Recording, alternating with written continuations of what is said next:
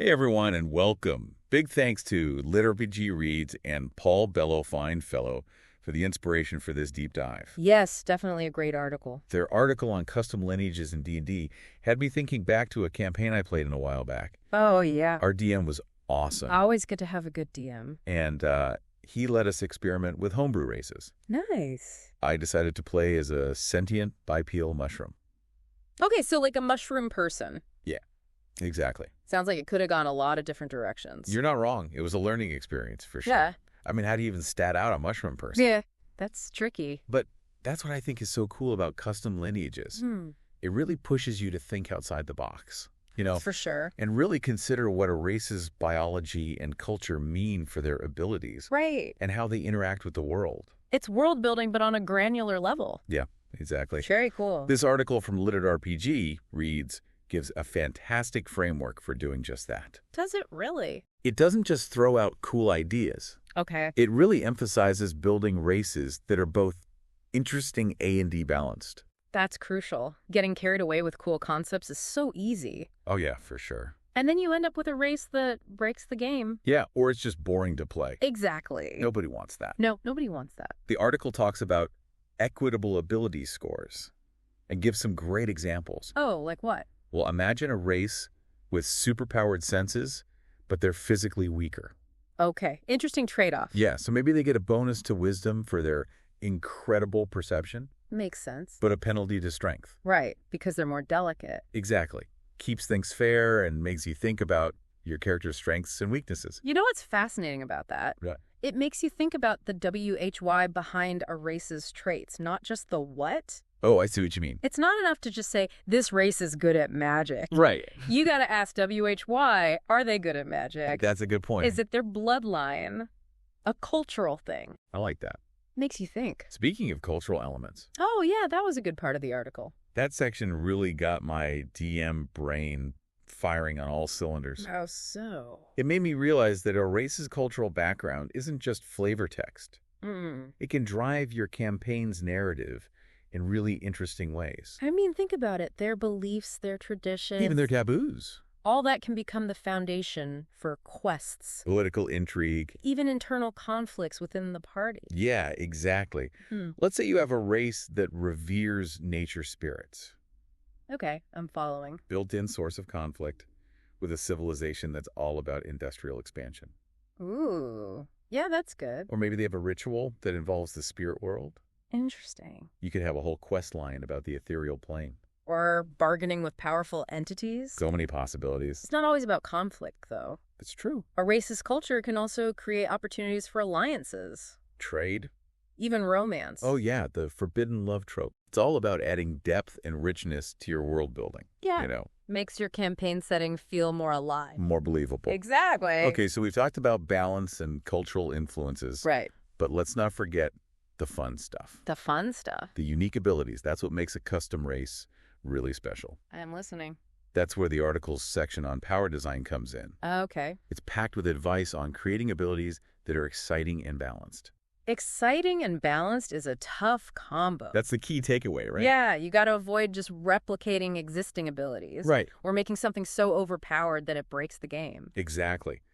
The article talks about thinking about a race's strengths and weaknesses and designing powers that make sense for them. I like that. You remember my mushroom guy? The one from your campaign? Yeah. One of his abilities was spore dispersal. Spore dispersal. It wasn't a flashy attack or anything, Okay. but it created a temporary cloud that obscured vision. It made it harder for enemies to target us. So more of a defensive ability. Yeah, he was more of a support character. That's a great example of a power that's thematic. Right. It fits the race and it's strategically interesting. Totally. It's not just about raw power, it's about creating tactical options. Exactly.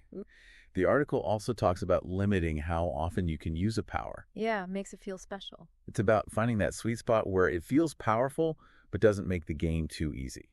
I see what you mean. It's all about balance. Always about balance. And hey, powers don't always have to be combat focused. Oh, that's true. The article talks about abilities that enhance skills Okay. or provide utility.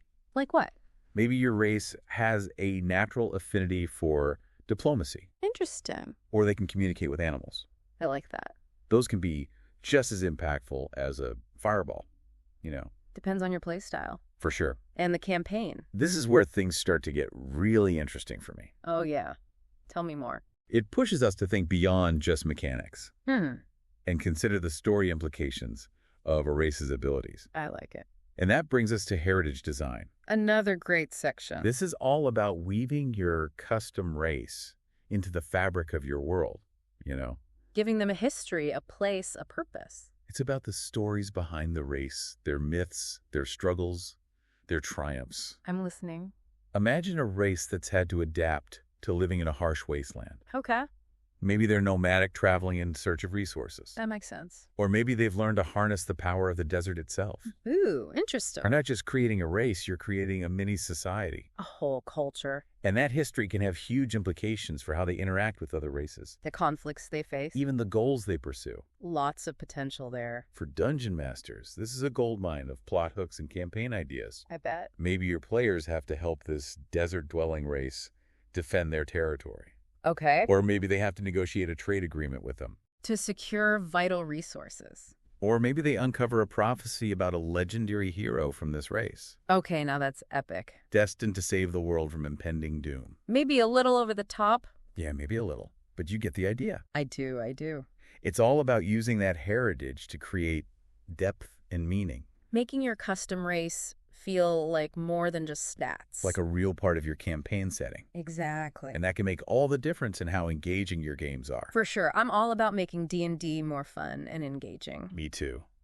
Welcome back to our deep dive.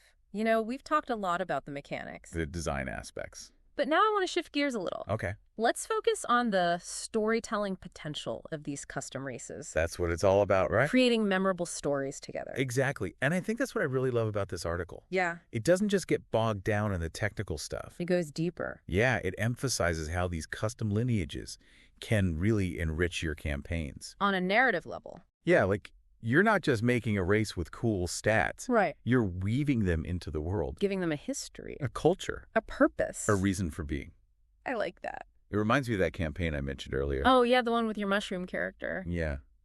My DM didn't just plop him into the world randomly. He worked with me to develop a whole backstory for the mushroom people. Cool. Their origins, their beliefs, their conflicts. Nice. It turned out they were once a thriving civilization underground, Okay. but they got driven to the surface by some ancient cataclysm. That's a great backstory. I know, right? And I bet that really informed how your character interacted with the world. Totally. He wasn't just some random mushroom dude. He had a purpose. He had a history, a culture, a purpose. Could give him depth. He wanted to find a new home for his people, Rebuild their society. reclaim their lost glory. That's what makes custom lineages so compelling. For sure. You get to explore themes that resonate with you.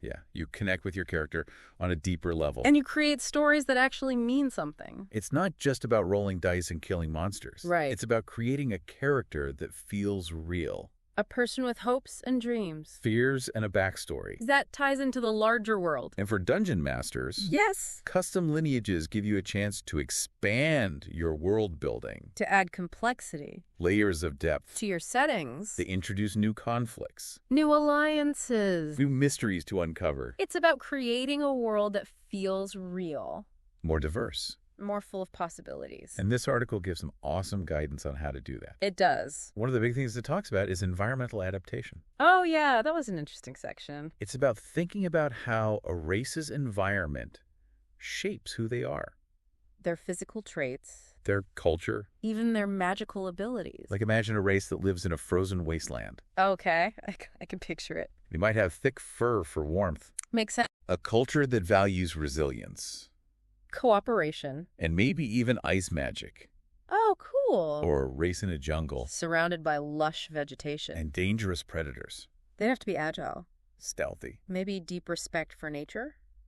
Maybe they can talk to plants or animals. It's about creating races that feel like they belong in their environment. Yeah, not just dropped in randomly. And those adaptations can show up in all sorts of ways. Physical appearance, Social customs, Technology. Like, imagine a race that lives in a world where magic is everywhere. Yeah. They might have integrated magic into their everyday lives. The architecture. Their fashion. And those magical adaptations could create some awesome gameplay opportunities. Oh, for sure. Resistance to spells. Manipulating magical energies. And it's not just about mechanics. No. Those adaptations can also shape their worldview. How they see the world. How they interact with other races. Imagine a race adapted to a world where the ethereal plane overlaps with the material plane. Whoa, that's trippy. They might have a different understanding of life and death. Maybe they have rituals for interacting with spirits. That's a cool idea for a campaign. Exploring the boundaries between those two planes. With this race as your guides, I like it. it's about using those environmental adaptations to make your world feel unique. And memorable. Full of wonder. Okay, so we talked about environmental adaptations. Right? But what about the things that make a race look unique? Oh, yes, they're physical traits. The article gets into this too. Yeah. It encourages you to think beyond just skin color or extra limbs. It's about how their environment and lifestyle shape their evolution. And their magical heritage. It's about creating traits that are both visually cool and thematically appropriate. I like that. Like a race from a subterranean world. Always in darkness. They might have bioluminescent skin. For communication. Or echolocation. To see in the dark. Or a race from a scorching desert. They might have reflective scales. To deflect the sunlight. Or maybe they store water like camels. Those physical traits can be more than just aesthetics. Oh yeah, for sure. They can have a big impact on gameplay. A race with enhanced senses might be good at stealth. And perception. A race adapted to extreme temperatures might have resistances. To fire or cold. It's about making a race that feels real. Both visually and mechanically. And it gives players a chance to really picture their characters. How they move through the world. It's about creating a race that feels unique. Memorable. Both on paper and at the table. Now let's not forget about language. Oh yeah. Language is important. It's more than just making up words. Right. It's about how a race's history and environment shape how they communicate. Even their physical traits. Like imagine a race that talks telepathically. Okay. Their language might be more conceptual. Abstract. Less reliant on spoken words. Or a race from a dense jungle. Where it's hard to see each other. They might have developed whistles and clicks. To communicate across long distances. Those linguistic quirks can lead to cool role-playing moments. Oh, yeah. Maybe your players need to learn a new language. To talk to this race. Or decipher an inscription. It's about immersion. Making players feel like they're interacting with a real culture. Adding another layer of depth to your campaign. Okay, so we've talked about designing a single custom race. Right? But what if you want to go further? What if you want to create variations within that race? Sub-races. Yeah, like sub-races. That's where sub-race development comes in. The article has some good advice on that. It's about creating variations that have their own unique features and stories. Adding even more depth and customization. I love that idea. Me too. It lets you explore the diversity within a race. Showing how different environments and cultures create variations. Let's go back to your desert-dwelling race. Okay. You could have a sub-race that lives in the mountains.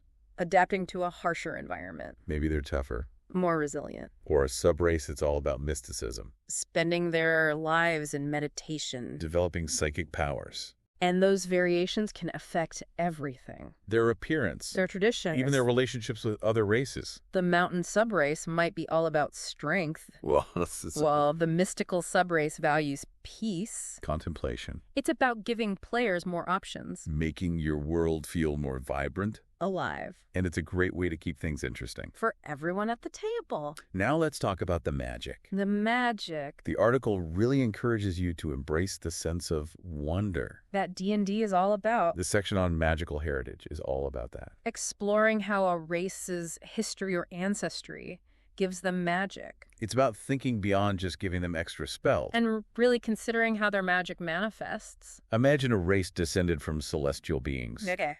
They might have a natural affinity for light magic, banishing darkness. Yes, summoning celestial allies. Or a race from a place full of Feywild energy. They might be connected to nature magic. Looking to animals. Controlling plants. And those magical abilities can be all sorts of things. Passive or active. Subtle or dramatic. Maybe they resist certain types of magic. Maybe they can tap into ley lines. To power up their spells. Or maybe they channel magic through rituals. Or totems. or even music. It's about making their magic feel unique. And believable. Something that sets them apart. And adds another layer to their culture. And it's about creating epic moments in your games. Okay, so we've talked about the creative side of designing custom lineages. Right? But we also need to talk about the practical side. The practical side. Making sure they're balanced. And fit into your game world. That's where balance testing comes in. You gotta play test those races. See how they work in a real game. You can spend all day designing, but until you see them in action, you won't know for sure. Balance testing means looking at their power level. Comparing them to other races. Making adjustments as needed. You want to make sure your custom races are fair. Balanced for everyone. Nobody wants one race to be too powerful. Or too weak. Exactly. The article has some good tips on balance testing. Like what? Be transparent with your players. Let them know you're trying something new. Be open to feedback. It's all about making a game everyone enjoys. Sometimes you need to tweak things. Adjustabilities. Based on how the race plays in a real game. The article also says to think about the race's role in the game. What are they good at? What are they bad at? How do they fit into the party? Each race should have a unique niche. Strengths and weaknesses. A race that's super strong might be slow. Clumsy. A stealthy race might be frail. It's about trade-offs. Making everything feel balanced. You want their abilities to be cool. Exciting. But not make the game too easy. Or unfair. And balance testing isn't just a one-time thing. Right. It's an ongoing process. You might need to make changes as your players level up. As they get new items. As you add new challenges. The key is to be flexible. Be open to feedback. And always try to make the game fun and challenging. For everyone. Now there's one more thing we need to talk about. What's that? Making those races feel like they're part of your world. Integrating them into the setting. It's not enough to just design them. You have to make them feel like they belong. Like they have a history. A place in the world. The article has some good advice on this too. Does it? Think about where they live. How they interact with their environment. How they relate to other races. Like, if you have a race of plant people. Okay. Where do they live? Are they spread out in forests? Do they have hidden cities in the trees? How do they survive? Do they photosynthesize? Do they get nutrients from the soil? Do they have relationships with other creatures? Those are the kinds of questions that make them feel real. Once you've figured out their basic needs, you can start thinking about their culture. Their society. What do they value? What are their traditions? Are they connected to nature? Are they peaceful or warlike? Did they live in tribes or empires? And how do they get along with other races? Are they isolated? Do they trade? Are they at war? Those details bring them to life. And make them feel like a natural part of your world. And it's not just about world building. Yeah. It can also create plot hooks. Adventure opportunities. Maybe your players find a ruin. That hints at their history. Or they get caught in a territorial dispute. Where they have to negotiate a peace treaty. It's about using those races to make your stories more interesting. More complex. More engaging. And it lets your players really immerse themselves in your world. Okay, so we've talked about the big picture. Integrating them into the setting. But what about introducing them to the players? The article suggests a subtle approach. Don't just dump everything on them at once. Start with rumors. What? Encounters with individuals. Build up the mystery. Make them curious. Like they hear whispers of a race in the mountains. Or they find a strange artifact. And as they learn more, they start to encounter clues. Footprints. Abandoned settlements. Maybe even a survivor who tells them about his people. And once they have a good idea of who this race is, you can start introducing them as playable options. Maybe it happens as part of the story. Maybe it's a reward. Or a choice they get to make. And when you finally reveal the race, make it a moment to remember. The sense of discovery. Making your players feel like they're uncovering something truly special. Okay, so we talked about introducing the race. Integrating them into the world. But there's one more piece of the puzzle. Collaboration. You've got it. Creating and using custom races shouldn't be a solo thing. It should be a team effort. Between the DM and the players. You're building a game together. A world that everyone feels invested in. And that starts with talking to your players. Find out what kind of races they want to play. What stories they want to tell. What challenges they want to face. And be open to their ideas. It might surprise you. And as the DM, share your vision for the world. The themes you want to explore. The conflicts you want to create. The more your players feel like they're a part of the process, the more invested they'll be. It's about sharing ownership of the world. And the stories you tell. And that collaboration doesn't stop with the design phase. Right. It continues throughout the campaign. As you introduce the races. As players make characters. As those characters interact with the world. Be open to feedback. Be willing to adjust things. Make sure everyone is having fun. That's what makes D&D so special. It's a collaborative storytelling game. Where everyone gets to contribute. Shape the world. And custom lineages are a great way to enhance that. Add depth and diversity. It does a wonder. So go out there and create. Let your imaginations run wild. Don't be afraid to experiment. Push the boundaries. The only limit is your imagination. Welcome back to the deep dive for the final part of our custom lineage journey. We've talked about designing them, balancing them, understanding their culture, their magic. But how do we actually bring them to life in our games? It's like we've spent all this time drawing up the plans for an amazing building. Yeah, the blueprints. We've got the foundation, the framework, all the details, but now we got to actually build it. Make it a place where our players can live and breathe, tell their stories. Exactly. What good is a custom race if it just sits there on a character sheet? Gathering dust. We want them out in the world, interacting with the players, shaping the narrative, leaving their mark on the campaign. I like that. So how do we do that? Well, one of the biggest things to consider is how you introduce these lineages to your players. Okay, so first impressions matter. They do. The article suggests a more subtle approach, kind of like revealing a gourmet meal course by course. Ooh, I'm intrigued. Tell me more. Think about it.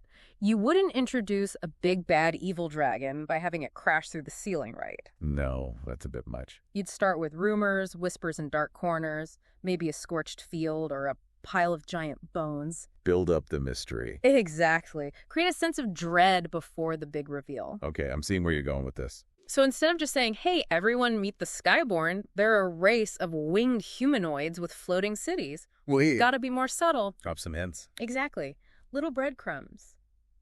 Maybe the players find a scroll with winged figures on it. Or they hear a bard singing a song about a lost city in the clouds. Those little things pique their curiosity, make them feel like they're discovering this race on their own. Not just being told about them. Right. And as a DM, it gives you a chance to see how interested they are. So you can tailor the introduction. Exactly. It's all about planting seeds that will eventually grow into a full encounter with this custom lineage. I like that analogy. Setting the stage, creating anticipation, making the players feel like they're part of the discovery. Okay, so we've planted the seeds. What's next? Then you can start introducing more concrete elements. Like what? Maybe a chance meeting with a traveling merchant from this race. Okay. Or a quest that takes them near their territory. This is where we show off their culture. How they interact with the world. Show, don't tell. Right. Imagine the players stumble upon a village of this custom race.